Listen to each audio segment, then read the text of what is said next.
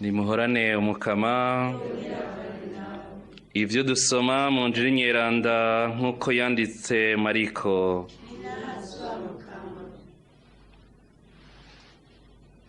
Yezu avuye i Tiri aca i Sidoni, amasubira ku kiyaga c'Ibugarire, aza mu ntara ya Dekapoli.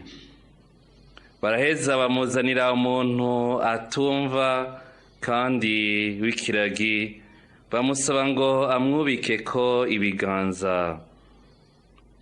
Yezu rero amukura mw'ishengero, aramwihereranya, amushira intoki mu matwi, araheza acira amate, ayamukoza ku ririmi, hanyuma arangamira hejuru, ariruhutsa ati efata, nukuvuga ngo zibuka. Nyamatwi arazibuka, buno nyene rwa rurimi ruragoboroka, wa muntu atangura kuvuga atobora. Yezu rero arabihanikiriza ngo ntihagire uwo babibwira. Uko yabibabuza niko barushirizaho kubikwiza hose. Bari batamariwe bavuga bati agira neza vyose. Abatumva arabakiza bakumva, ibiragi navyo bikavuga. Dushimagize iyi nkuru nziza ya Yezu Kristo.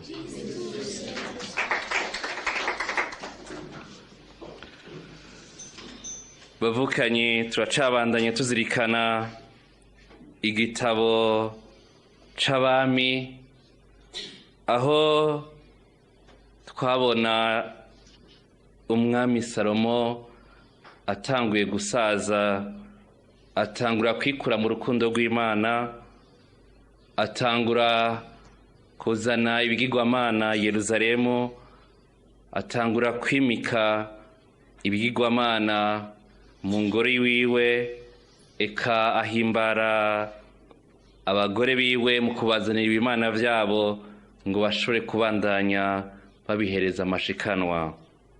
Umukama akamugendera akamahanura, ariko ntiyamwumvira.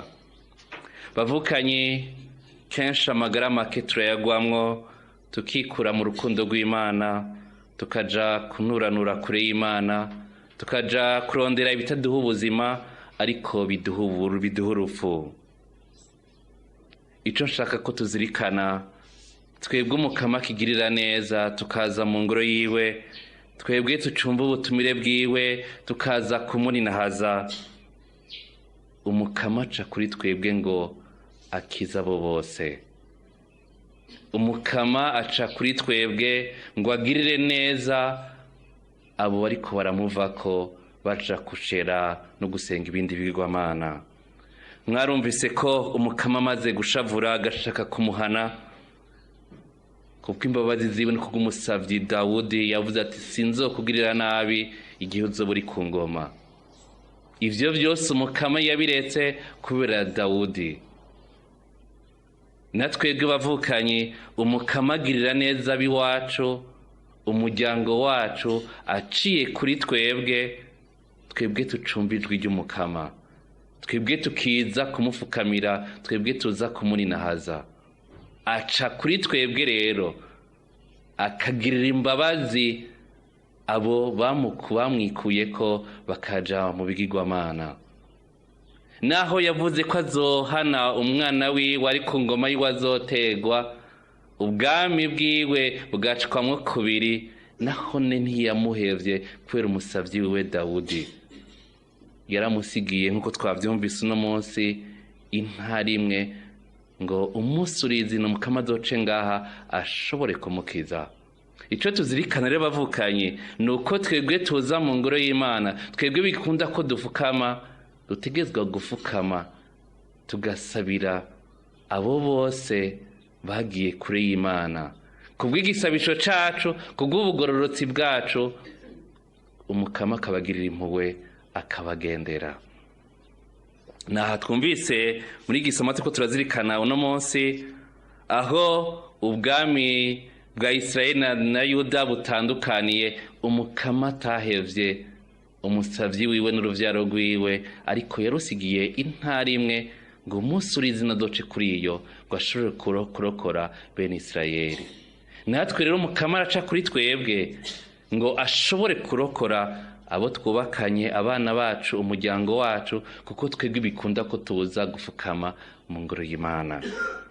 Suko natwe tuba turi beza nk'uko twabizirikanye ejo, aho yabwira wa mukenyezi wo mu bapagani kamuga ati ntibibereye ku mukate uherezwa intozo, ariko kubwo kwemera k'uyo mukenyezi akavuga ati naho bitari bikwiye ko ngaburirwa umukate, ariko utuvungu twitwotwo ntoduhabwa. Natwe rero bavukanye tuba turi beza, zuko tuba tugororotse, ariko kubw'igisabisho cacu tugize ukwemera, umukama arabohora umuryango wacu, umukama arabohora igihugu cacu.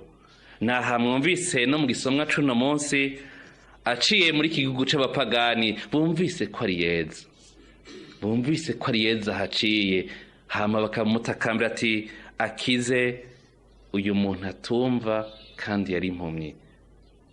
Abo bantu babaye Dekapoli cari igihugu c'abapagani, ariko yeza haciye barumvise ko bomuhereza uwo muntu ngo ashoboye kumukiza. Natwe rero bavukanye uko tuba dusa kose, twamaze kwitaba ijwi ry'umukama tukaza mu ngoro yiwe, nuko umukama ashobora kugira neza aciye kuri twebwe ngo ashobore gukiza abo bandi bari mu kabi gusumba, abo bandi bikwiye mu rukundo. Umukama agira neza vyose, umukama agira neza vyose mu buzima bwacu. Naha rero abapagani bamaze kubona igikorwa yeza agize, ingene akirije uyu muntu w'ikiragi kandi w'impumyi, bagatamagarirwa bakavuga ati agira neza vyose. Abatumva arabakiza bakumva, ibiragi navyo bikavuga.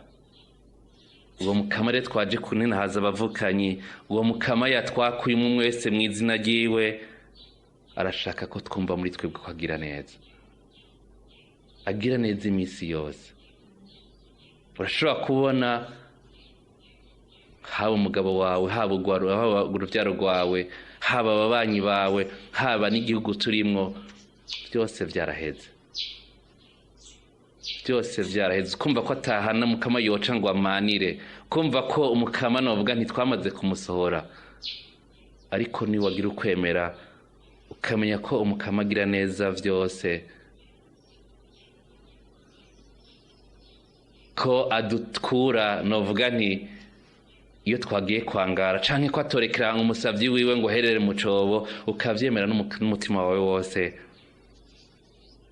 Naho womera nka Marita ukavuga ati yaranutse amaze gatatu, ukumva ko yeza atacu yokora, urama wibuka ko yeza agira neza vyose.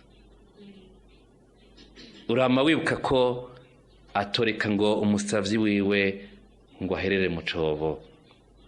Urama wibuka ko naho warakoresheje inguvu zawe zose, yeza ashobora kuza nka wa muntu w'ikimuga yasanga kw'iriba akamubwira ati none urashaka gukira, we akavuga ati amazi araseburana agira ngo ndasimbiye abandi bakaba bantanze.